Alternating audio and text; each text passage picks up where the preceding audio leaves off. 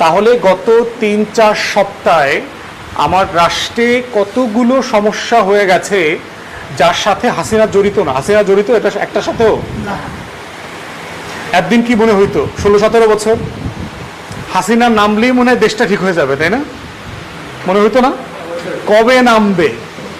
যারা পলাতক জীবনযাপন করছেন তারা বুঝবেন আর কি, যে হাসিনা নামলেই মনে হয় দেশটা ঠিক হয়ে যাবে।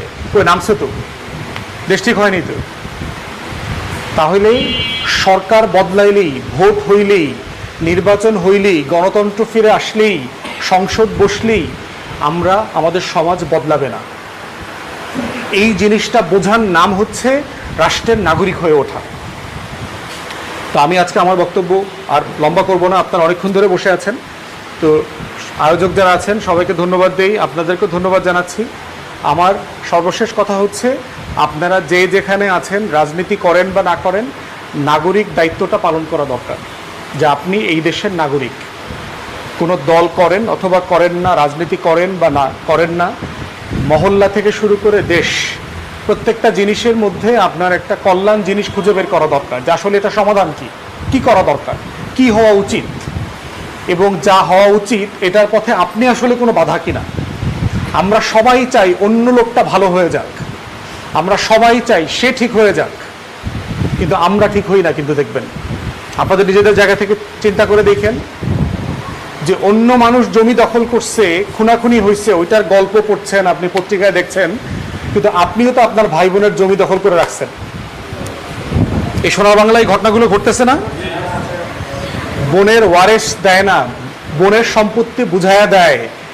দাড়িওয়ালা, টুপিওয়ালা, হজ করণেওয়ালা, ওমরা করণেওয়ালা, হুজুর, অভাব নাই, মায়ের সম্পত্তি বুঝাইয়া দেয় না, বোনের সম্পত্তি বুঝাইয়া দেয় না। সোনার বাংলায় আছে না এই ঘটনা? আপনি নিজেরা ভালো মানুষ মনে করতেছেন, অনেক ভালো মানুষ মনে করতেছেন। ভাইয়েরা মিলে বোনকে সম্পত্তি বুঝাই দিতেছে না, বাবা মাও মেয়ের সম্পত্তি বুঝাই দিচ্ছে না। দিচ্ছে আবার বুঝাইয়া দিল, বুঝে পাওয়ার সাথে সাথে বাবা মাকে সংসার থেকে আবার আলাদা করে দিচ্ছে। দুইটাই হচ্ছে না? দুইটা হচ্ছে। তাহলে সমস্যা আমরা নিজে। রাষ্ট্রের জায়গায় শুধু পরিবর্তন হইতে পারবে না যদি আমরা ঠিক না হই। তো এই জন্য আমরা একটা স্লোগান দেই আমাদের রাজনীতিতে, যে সেবা ও সমস্যা সমাধানের রাজনীতি। এই আইডিয়াটা ডেভেলপ করা দরকার আমাদের মনস্তত্ত্বে। তাহলেই একদিন যেটা হবে, যে সমাজ বদলাবে, বাংলাদেশ বদলাবে, রাষ্ট্র বদলাবে। তা না হলে শুধুমাত্র বিএনপির সমালোচনা আমরা যারা সারাদিন করছি, এটা করে সমাজ বদলাবে না।